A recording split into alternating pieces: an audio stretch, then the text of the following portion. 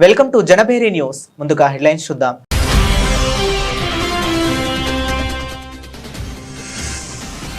రొయ్యల కోసం భారత్, ఎలక్ట్రిక్ వాహనాల కోసం అమెరికా పట్టు. ఖరారైన భారత్ అమెరికా వాణిజ్య ఒప్పందం.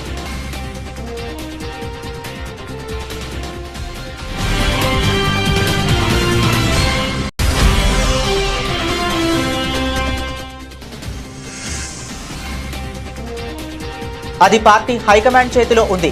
కర్ణాటకలో సీఎం మార్పుపై ఖర్గే స్పందన.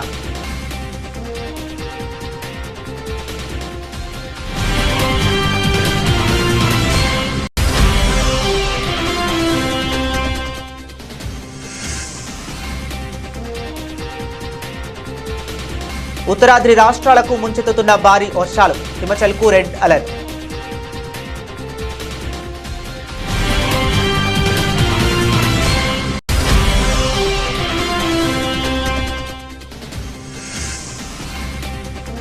పాశమైలారం ఘటనపై సీఎం రేవంత్ దిగ్భ్రాంతి. క్షతగాతులకు మెరుగైన వైద్యం అందించాలని ఆదేశం.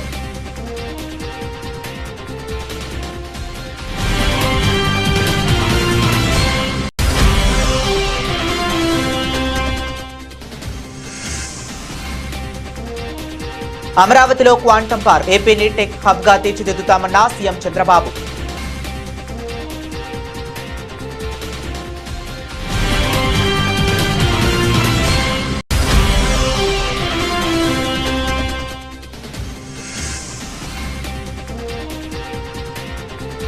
జూబ్లీ హిల్స్ పై బీఆర్ఎస్ జెండా ఎగురవేస్తాం. ధీమా వ్యక్తం చేసిన ఎమ్మెల్సీ దాసోజు శ్రవణ్.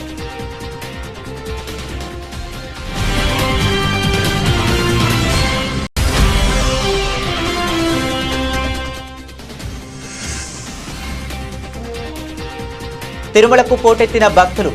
సర్వదర్శనానికి 10 గంటల సమయం.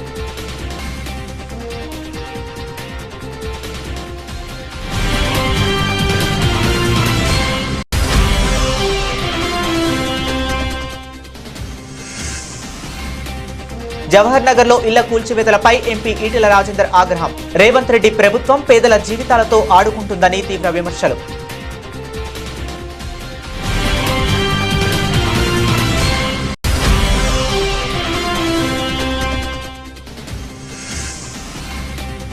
ఆయుధాలు వదిలి నక్సలైట్లు సరెండర్ అవ్వాలి, లేదంటే అందరినీ అంతం చేస్తామంటూ హెచ్చరించిన కేంద్ర హోంమంత్రి అమిత్ షా.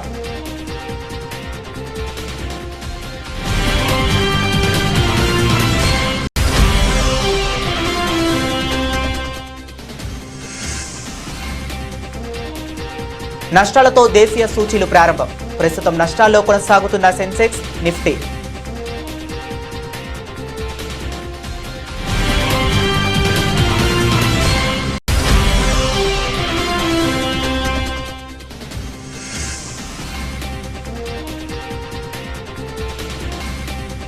కన్నప్పపై పైరసీ పంజా, హార్ట్ బ్రేకింగ్ అంటూ మంచు విష్ణు ట్వీట్.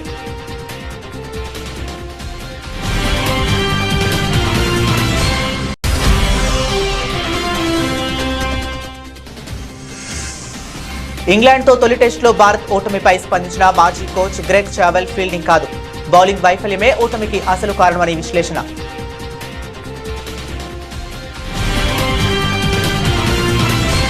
భారత్ అమెరికా మధ్య వాణిజ్య ప్రతిష్టంభనకు తెరపడింది. ఇరు దేశాల మధ్య తాత్కాలిక వాణిజ్య ఒప్పందం ఖరారైంది. అమెరికా అధ్యక్షుడు ట్రంప్ విధించిన గడువుకు ఒక్కరోజు ముందే, అంటే జూలై 8న దీనిపై అధికారిక ప్రకటన వెలువడే అవకాశం ఉందని విశ్వసనీయ వర్గాలు వెల్లడించాయి. ఈ ఒప్పందాన్ని ఖరారు చేసేందుకు భారత వాణిజ్య శాఖ ప్రత్యేక కార్యదర్శి రాజేష్ అగర్వాల్ నేతృత్వంలోని ఉన్నత స్థాయి బృందం కొంతకాలంగా వాషింగ్టన్లో చర్చలు జరుపుతుంది. ఇరుపక్షాలు అన్ని షరతులకు అంగీకరించడంతో చర్చలు ఫలప్రదమయ్యాయని తెలుస్తుంది. ప్రపంచ దేశాలపై ప్రతీకార సుంకాలను విధిస్తామని ట్రంప్ ప్రకటించిన గడువు జూలై 9తో ముగియనుంది. ఈ నేపథ్యంలో ఈ ఒప్పందం ప్రాధాన్యం సంతరించుకుంది. గడువును పొడిగించే అవకాశం లేదని ట్రంప్ ఇప్పటికే స్పష్టం చేయడంతో ఒప్పందం కుదరటం భారత్కు పెద్ద ఊరటనిచ్చినట్లయింది. భారత దిగుమతులపై విధించిన 26% అదనపు సుంకాలను అమెరికా జూలై 9 వరకు తాత్కాలికంగా నిలిపివేసిన సంగతి తెలిసిందే. ఈ అదనపు సుంకాల నుంచి పూర్తిగా మినహాయింపు పొందాలని భారత్ బలంగా వాదిస్తుంది. ఈ తాత్కాలిక ఒప్పందంలో ఈ అంశంపై స్పష్టత వచ్చే అవకాశం ఉంది. ఈ ఒప్పందాలలో భాగంగా అమెరికా కొన్ని కీలక డిమాండ్లను భారత్ ముందు ఉంచింది. ముఖ్యంగా పాడి పరిశ్రమ విషయంలో రాయితీలు ఇవ్వటం భారత్కు సవాలుగా మారింది. మరోవైపు భారత్ కూడా తమకు ప్రయోజనం కలిగించే అంశాలపై పట్టుబడింది. ముఖ్యంగా దేశంలో అధిక ఉపాధి కల్పించే టెక్స్టైల్స్, వజ్రాభరణాలు, రెడీమేడ్ దుస్తులు, ప్లాస్టిక్, రసాయనాలు, రొయ్యలు, నూనె గింజలు, ద్రాక్ష, అరటి వంటి ఉత్పత్తులకు అమెరికా మార్కెట్లో సుంకాల రాయితీలు కల్పించాలని కోరుతుంది. కర్ణాటక ముఖ్యమంత్రి మార్పు జరిగిందని గత కొన్ని రోజులుగా ప్రచారం జరుగుతుందని ఉప ముఖ్యమంత్రి డీకే శివకుమార్ కు సీఎం పగ్గాలు కట్టబెట్టబోతున్నారని చర్చ జరుగుతుంది. ఈ నేపథ్యంలో ఈ విషయంపై కాంగ్రెస్ పార్టీ జాతీయ అధ్యక్షుడు మల్లికార్జున ఖర్గే స్పందించారు. కర్ణాటక రాజధాని బెంగళూరులో మీడియా ఈ అంశంపై ప్రశ్నించడంతో ఆయన సమాధానం చెప్పారు. ముఖ్యమంత్రి మార్పు అంశం పార్టీ హైకమాండ్ చేతిలో ఉందని, పార్టీ హైకమాండ్ లో ఏం జరుగుతుందనే విషయం ఏ ఒక్కరూ బయటకు చెప్పరని మల్లికార్జున ఖర్గే అన్నారు. ఈ విషయంలో చర్య తీసుకునే హక్కు హైకమాండ్ కు మాత్రమే ఉందని, కాబట్టి విషయాన్ని హైకమాండ్ కే వదిలేద్దామని చెప్పారు. దీనిపై ఎవరూ అనవసరమైన సమస్యలు సృష్టించవద్దని ఆయన కోరారు. కర్ణాటకలో ముఖ్యమంత్రి మార్పు వార్తలు నిజమేనని ఆయన మీడియా ప్రతినిధులు అడిగిన ప్రశ్నకు ఖర్గే పై విధంగా స్పందించారు. Party leaders are saying that there will be change in the chief minister in October, and these things are in the making. See, that is in the hands of High Command. Nobody can say here what is going in the High Command. This is left to the High Command. High Command has got power to take further actions, but unnecessarily one should not create problems. ఉత్తరాది రాష్ట్రాలను భారీ వర్షాలు ముంచెత్తుతున్నాయి. ఉత్తరాఖండ్, హిమాచల్ ప్రదేశ్లో గత కొన్ని రోజులుగా కుండపోత వర్షాలు కురుస్తున్నాయి. ఈ వర్షాలకు నదులు పొంగి పొర్లుతున్నాయి. ఈ వర్షాలకు పలు చోట్ల వరదలు సంభవిస్తున్నాయి. అనేక చోట్ల కొండ చర్యలు విరిగిపడుతున్నాయి. తాజాగా హిమాచల్ ప్రదేశ్లోని 10 జిల్లాలకు భారత వాతావరణ శాఖ వరద హెచ్చరికలు జారీ చేసింది. ఈ మేరకు రెడ్ అలర్ట్ జారీ చేసింది. బిలాస్పూర్, సోలన్, సిమ్లా, సిర్మౌర్, హమీర్పూర్, మండి, కాంగ్రా జిల్లాలలోని అనేక ప్రాంతాల్లో తేలికపాటి నుండి మోస్తరు వర్షాలు కురుస్తున్నాయని ఐఎండీ హెచ్చరించింది. కొన్ని ప్రాంతాల్లో భారీ నుంచి అతి భారీ వర్షాలు కురిసే అవకాశం ఉందని హెచ్చరించింది. కులు, ఉనా, చంబా జిల్లాల్లోని కొన్ని ప్రాంతాల్లో తేలికపాటి నుంచి మోస్తరు వర్షాలు కురిసే అవకాశం ఉంది అని తెలిపింది. రాబోయే 3 నుండి 4 గంటల్లో కిన్నౌర్, లహూల్, స్మృతి జిల్లాల్లో కొన్ని ప్రాంతాల్లో తేలికపాటి వర్షాలు కురిసే అవకాశం ఉందని వాతావరణ శాఖ తెలిపింది. మరోవైపు గత 24 గంటల్లో రాష్ట్ర వ్యాప్తంగా విస్తృతంగా వర్షాలు కురుస్తాయని, కొన్ని ప్రాంతాల్లో అధిక వర్షపాతం నమోదైందని ఐఎండీ సిమ్లా కేంద్రంలోని సీనియర్ అధికారి సందీప్ కుమార్ శర్మ తెలిపారు. ఇక భారీ వర్షాల కారణంగా అనేక చోట్ల కొండ చర్యలు విరిగిపడుతున్నాయి. దీంతో అధికారులు ముందు జాగ్రత్త చర్యగా దాదాపు 129 రహదారులను మూసివేశారు. మండి, సిర్మౌర్ జిల్లాలో రోడ్లు తీవ్రంగా దెబ్బతిన్నాయి. సొలాన్లో ఓ వంతెన కొట్టుకుపోయింది. రెడ్ అలర్ట్ నేపథ్యంలో పలు జిల్లాల్లో పాఠశాలలకు అధికారులు నేడు సెలవు ప్రకటించారు. సంగారెడ్డి జిల్లాలో తీవ్ర విషాదం చోటు చేసుకుంది. పాషమైలారం పారిశ్రామిక వాడలో సిగాచి రసాయన పరిశ్రమలో సోమవారం ఘోర ప్రమాదం జరిగింది. పరిశ్రమలోని రియాక్టర్ ఒక్కసారిగా భారీ శబ్దంతో పేలిపోవడంతో 8 మంది కార్మికులు ప్రాణాలు కోల్పోయారు. ఈ ఘటనపై సీఎం రేవంత్ రెడ్డి తీవ్ర దిగ్భ్రాంతి వ్యక్తం చేశారు. వివరాల్లోకి వెళితే పాసమైసారం సిగాచి పరిశ్రమలో రియాక్టర్ పేలడంతో పెద్ద ఎత్తున మంటలు ఎగిసిపడ్డాయి. పేలుడు తీవ్రత ఎంత భారీగా ఉందంటే ప్రమాద సమయంలో పనిచేస్తున్న కార్మికులు సుమారు 100 మీటర్ల దూరం ఎగిరిపడ్డారు. ఈ పెను విపస్ఫోటనానికి ఉత్పత్తి విభాగం ఉన్న భవనం పూర్తిగా కుప్పకూలిపోయింది. సమీపంలోని మరో భవనానికి కూడా బీటలు వారాయి. ప్రమాదం జరిగిన వెంటనే ఆ ప్రాంతమంతా దట్టమైన పొగ అలుముకొని భయానక వాతావరణం నెలకొంది. పాషమైలారం పేలుడు ఘటనపై సీఎం రేవంత్ రెడ్డి తీవ్ర విచారం వ్యక్తం చేశారు. ప్రమాదం గురించి తెలిసిన వెంటనే ఆయన ఉన్నతాధికారులతో మాట్లాడారు. శిథిలాల కింద చిక్కుకున్న కార్మికులను కాపాడేందుకు అవసరమైన అన్ని సహాయక చర్యలను తక్షణమే చేపట్టాలని ఆదేశించారు. గాయపడిన వారికి సాధ్యమైనంత మెరుగైన వైద్య సేవలు అందించాలని ఆయన ఆదేశాలు జారీ చేశారు. సీఎం ఆదేశాల మేరకు అధికారులు సహాయక చర్యలను ముమ్మరం చేశారు. ప్రమాదానికి గల కారణాలపై దర్యాప్తు చేస్తున్నారు. రాజధాని అమరావతిని అధునాతన సాంకేతిక కేంద్రంగా తీర్చిదిద్దే దిశగా ఏపీలోని కూటమి ప్రభుత్వం కీలక అడుగులు వేసింది. భవిష్యత్ టెక్నాలజీగా భావిస్తున్న క్వాంటమ్ కంప్యూటింగ్ రంగంలో ఏపీని అగ్రగామిగా నిలపాలనే లక్ష్యంతో అమరావతిలో క్వాంటమ్ పార్కును ఏర్పాటు చేయనున్నట్లు సీఎం చంద్రబాబు ప్రకటించారు. ప్రభుత్వంతో కలిసి ఈ బృహత్తర ప్రాజెక్టులో పాలు పంచుకునేందుకు టీసీఎస్, ఐబీఎం, ఎల్&టీ వంటి దిగ్గజ సంస్థలు ముందుకు రావడం విశేషం. విజయవాడలోని ఓ హోటల్లో రాష్ట్ర ప్రభుత్వం సోమవారం క్వాంటమ్ వ్యాలీ అనే అంశంపై జాతీయ స్థాయి వర్క్ షాప్ ను నిర్వహించింది. ఈ కార్యక్రమానికి ఐటీ, ఫార్మా, వాణిజ్య నిర్మాణ రంగాలకు చెందిన పలువురు పారిశ్రామికవేత్తలు, కేంద్ర ప్రభుత్వ ఉన్నతాధికారులు హాజరయ్యారు. ఈ సదస్సులో చంద్రబాబు మాట్లాడుతూ క్వాంటమ్ కంప్యూటింగ్ వంటి నూతన సాంకేతికతను అందిపుచ్చుకోవాల్సిన అవసరాన్ని నొక్కి చెప్పారు. ప్రభుత్వంతో చేతులు కలిపిన టీసీఎస్, ఐబీఎం, ఎల్&టీ సంస్థలు ఆయన ప్రత్యేకంగా అభినందనలు తెలిపారు. ఈ సందర్భంగా తాను గతంలో సీఎంగా ఉన్నప్పటికీ అనుభవాలను చంద్రబాబు గుర్తు చేసుకున్నారు. అలాగే ఈ వర్క్ షాప్ లో పాల్గొన్న మంత్రి నారా లోకేష్ మాట్లాడుతూ సీఎం చంద్రబాబు నాయుడు మొదటి టెక్నాలజీ రెవల్యూషన్ ను పరిచయం చేసినప్పుడు తాను 7వ తరగతి చదువుకుంటున్నానని గుర్తు చేశారు మంత్రి Lokesh. So we are actually building components and hardware that can manipulate and measure light. and this is very important because we have a big problem in India. Is whatever you see here, all of this is coming mostly from outside. What we are doing is basic components from the detectors, the wires and the optics. We are building here within India, which will make us a sovereign capability in quantum. So if you see, the whole ecosystem will probably be a partner or a customer for us someday. So this is cornerstone. As on today, with all these things, how much we are able to import? What is the I'll percentage? tell you. In quantum computing, the import component is almost 80%, 70 to 80%. In quantum communication, the single photon detector and the photon source, right now it is imported, but we are almost like 7 to 8 labs have come to a very high level. So now we need a manufacturing capability. Once that is done, it's like 95% we will be using. But in computing, it will take a little bit more time, because in quantum computing, people are still not convinced that the cryogenic is the right way to go, like this what you saw millikelvin, because people are working on photonic qubits now. Once that becomes a reality, actually it will work at room temperature, except the detector which will be at liquid helium. And for the sensors or NV center, the diamond itself, that is being imported, which can also be done. So Surat people have started doing, because you know Surat we have this diamond industry. So they have, for them this business is too little. So their other usage is much more. So there is a Heavy. commercial challenge. So, very interesting challenges, but we have to break through. So we will have to give probably gap funding. Viability gap funding you have to give and then make it viable. So that Commercially. is where I think, so in that you will be surprised, the seed to grow a diamond is important. So actually in the last meeting with PM, in another meeting, he gave a challenge. He said, launch something on making the seeds for the diamond, which looks so easy, but it's not easy. I don't know how he knows it. That's amazing. Then when I spoke about cell phone, everybody echoed me political opposition. Cell phone can give food or shelter or water, what you are talking, why you are doing all these things, who wants this, like that. Today, after 25 years, wife can live without husband,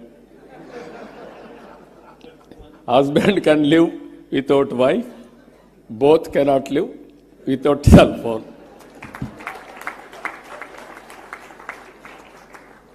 Let Amravati become to Quantum Valley what Silicon Valley became to software, a global symbol of innovation, excellence and aspiration. To be very honest, when the Honorable Chief Minister spoke about this initiative, 99% of the people in the room didn't understand what he was talking. We were all perplexed, puzzled. I'm a Carnegie Mellon undergrad. I worked at the World Bank for 2 years. I'm a Stanford MBA. Even I was quite perplexed and puzzled. So all of us went to ChatGPT and started our research, like all of us do here. You know, it's very rare we come across visionary leadership. India is lucky to see the next version of Mr. Naidu, and we're really witnessing history here. When history is created, we really don't understand its impact and the transformation it will have on all of us. And I think we're very fortunate to have a leader like Mr. Naidu to lead from the front. And as the entire leadership in the cabinet, the bureaucracy, we are here to support his vision and make this a reality and to bring Amravati on the map of quantum computing. So let Amravati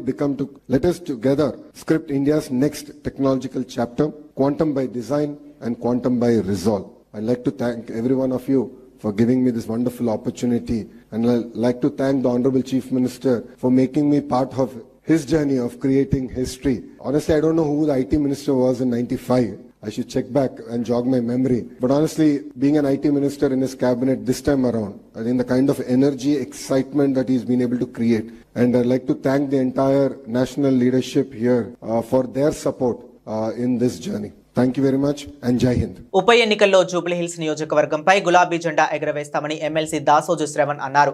Vengalapur Nagar division Siddhartha Nagar community హాల్లో స్థానిక corporator దౌదీప్య అధ్యక్షతన ఆదివారం రాత్రి దివంగత నేత మాగంటి గోపీనాథ్ సంతాప సభ జరిగింది. మాగంటి కుమారుడు వత్సల్యనాథ్, కుమార్తెలు అక్షరానాగ, దిశిరా, బీఆర్ఎస్ ఎమ్మెల్యేలు దాసోజు శ్రవణ్, మాజీ ఎమ్మెల్యే విష్ణువర్ధన్ రెడ్డి, రావుల శ్రీధర్ రెడ్డి, సోహైల్ బాయ్, మాగంటి సోదరుడు మాగంటి వజ్రనాథ్ తదితరులు నివాళులు అర్పించారు. జూబ్లీహిల్స్ నియోజకవర్గంలో వందల కోట్ల రూపాయలతో ఎన్నో అభివృద్ధి పనులను గోపీనాథ్ చేపట్టారని ఎమ్మెల్సీ దాసోజు శ్రవణ్ అన్నారు. థీమ్ పార్క్ కు, కమ్యూనిటీ హాల్ కు మాగంటి గోపీనాథ్ పేరు పెట్టాలని స్థానికులు కోరుతున్నారని జెహెచ్ఎంసీ జనరల్ బాడీ సమావేశంలో లేవనెత్తాలని ఆయన కార్పొరేటర్ కు సూచించారు. ఎన్టీఆర్ తర్వాత కేసీఆర్ మించిన నాయకుడు ఎవరూ లేరని తన భర్త దివంగత నేత జూబ్లీహిల్స్ ఎమ్మెల్యే మాగంటి గోపీనాథ్ ఎప్పుడూ చెప్పేవారని ఆయన సతీమణి మాగంటి సునీత గోపీనాథ్ అన్నారు. ఈ కార్యక్రమంలో దినేష్ చౌదరి, వై రవి, వేణుగోపాల్, పవన్ ముదిరాజ్, కాలనీ అధ్యక్షులు విజయ్ కుమార్, కోడే సాంబశివరావు, బీఆర్ఎస్ నాయకులు పాల్గొన్నారు. తిరుమలలో భక్తుల రద్దీ పెరిగింది. వివిధ ప్రాంతాల నుంచి వచ్చిన భక్తులతో 10 కంపార్ట్మెంట్లు నిండిపోయాయి. టోకెన్ల గల భక్తులకు 10 గంటల్లో సర్వదర్శనం కలుగుతుందని టీటీడీ అధికారులు వెల్లడించారు. నిన్న స్వామివారికి 88,497 మంది భక్తులు స్వామివారిని దర్శించుకోగా 19,054 మంది తలనీలాలు సమర్పించుకున్నారు. భక్తులు సమర్పించుకున్న కానుకల వల్ల శ్రీవారి హుండీకి 4.34 కోట్ల ఆదాయం వచ్చిందని తెలిపారు. చెన్నైకు చెందిన TVS capital funds private limited సంస్థ టీటీడీ వెంకటేశ్వర విద్యాదాన ట్రస్ట్ కు 51 లక్షల విరాళం అందించింది. ఈ విరాళం చెక్కును సంస్థ chairman, managing director Gopala Srinivasan తిరుమలలోని టీటీడీ అదనపు ఈవో సిహెచ్ వెంకయ్య చౌదరికి ఆయన క్యాంపు కార్యాలయంలో అందజేశారు. నగరంలో హైడ్రా పేరుతో ప్రభుత్వం చేపడుతున్న ఇళ్ల కూల్చివేతలు తీవ్ర రాజకీయ దుమారం రేపుతున్నాయి.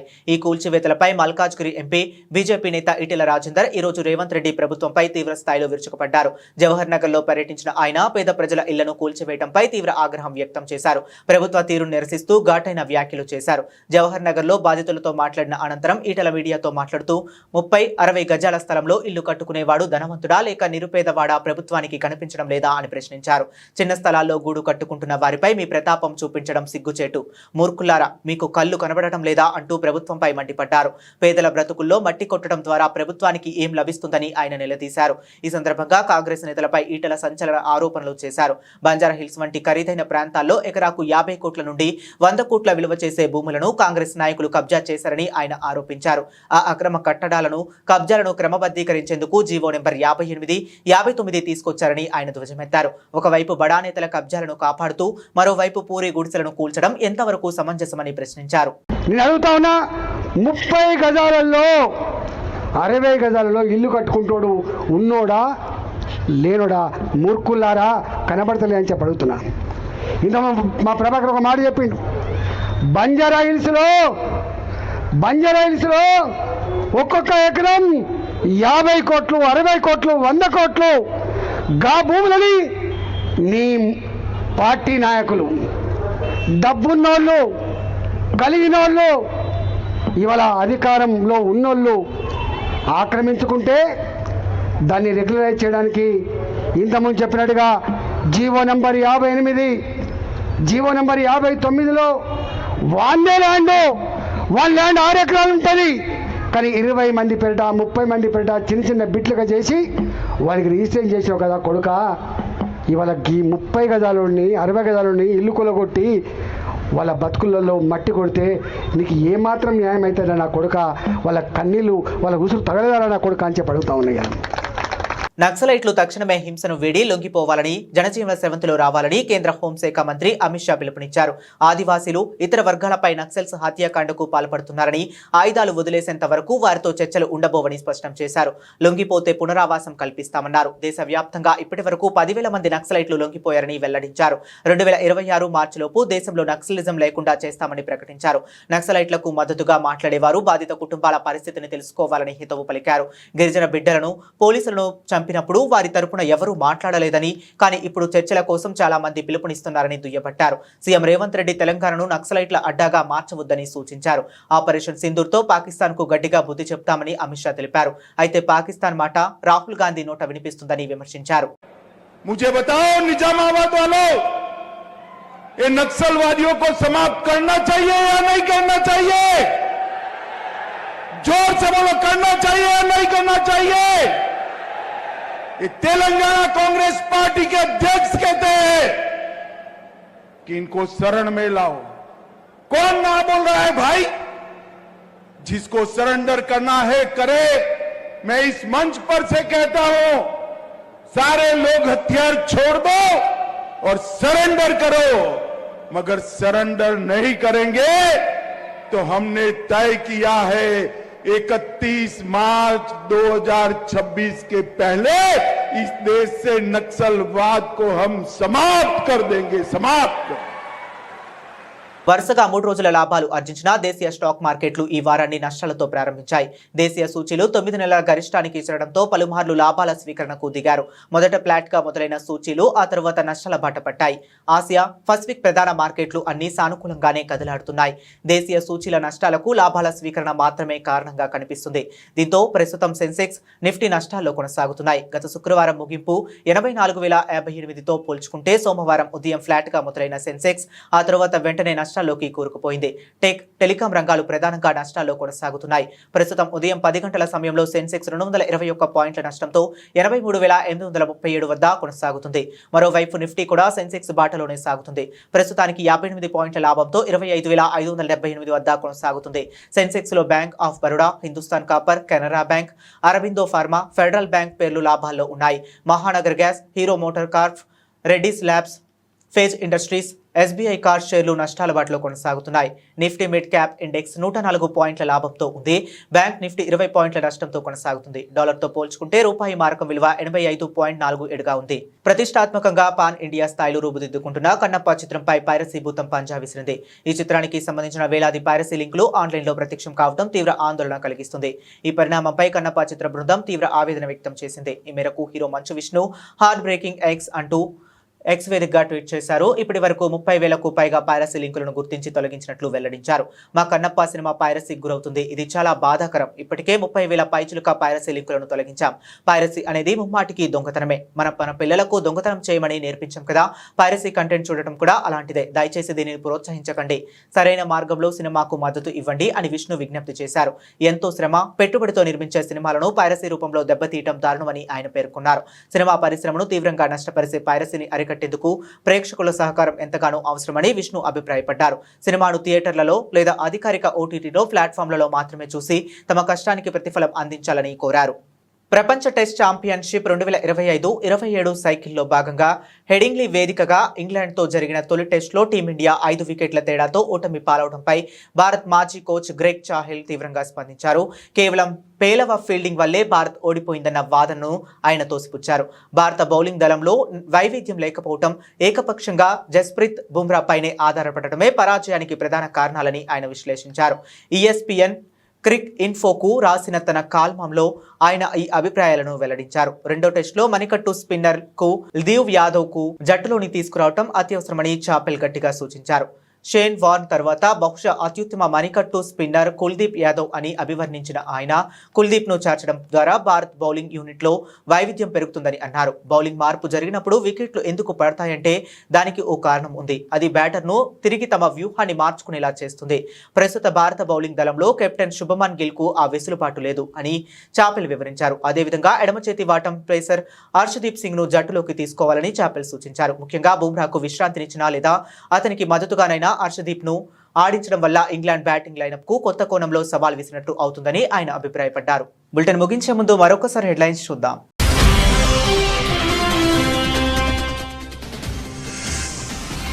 రొయ్యల కోసం భారత్, ఎలక్ట్రిక్ వాహనాల కోసం అమెరికా పట్టు. ఖరారైన భారత్ అమెరికా వాణిజ్య ఒప్పందం.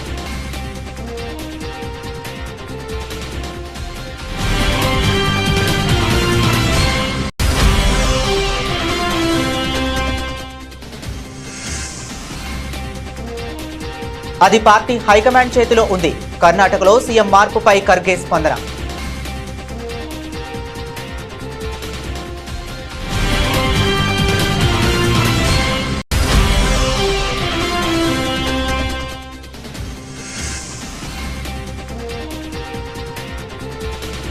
ఉత్తరాద్రి రాష్ట్రాలకు ముంచెత్తుతున్న భారీ వర్షాలు. హిమాచల్కు రెడ్ అలర్ట్.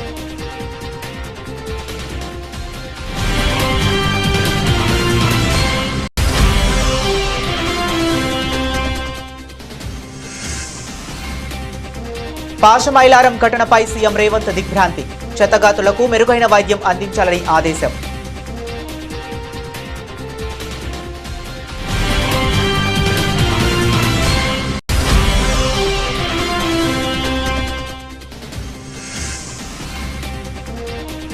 అమరావతిలో క్వాంటం పార్క్, ఏపీని టెక్ హబ్ గా తీర్చిదిద్దుతామన్న సీఎం చంద్రబాబు.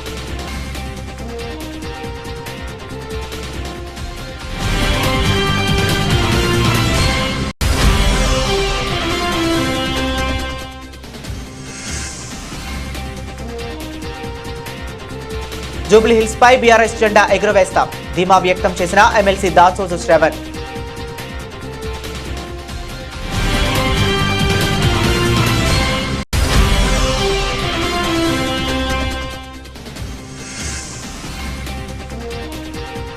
తిరుమలకు పోటెత్తిన భక్తులు సర్వదర్శనానికి 10 గంటల సమయం.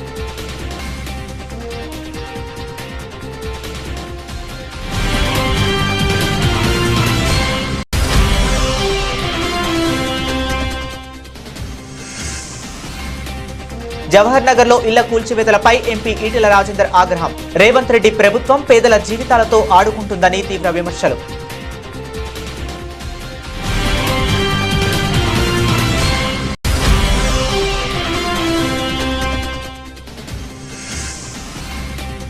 ఆయుధాలు వదిలి నక్సలైట్లు సరెండర్ అవ్వాలి, లేదంటే అందరినీ అంతం చేస్తామంటూ హెచ్చరించిన కేంద్ర హోంమంత్రి అమిత్ షా.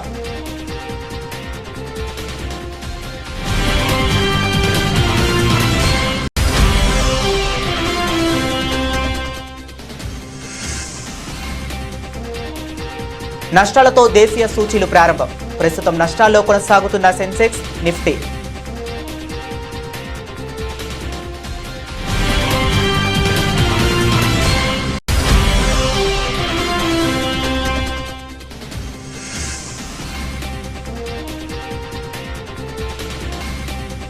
కన్నప్పపై పైరసీ పంజా, హార్ట్ బ్రేకింగ్ అంటూ మంచు విష్ణు ట్వీట్.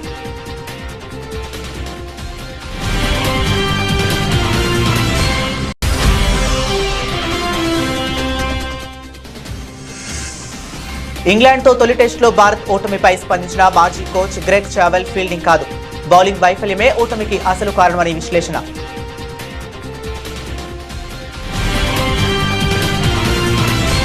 ఇవి ఇప్పటి వరకు ఉన్న అప్డేట్స్. మరిన్ని అప్డేట్స్ కోసం కీప్ వాచింగ్.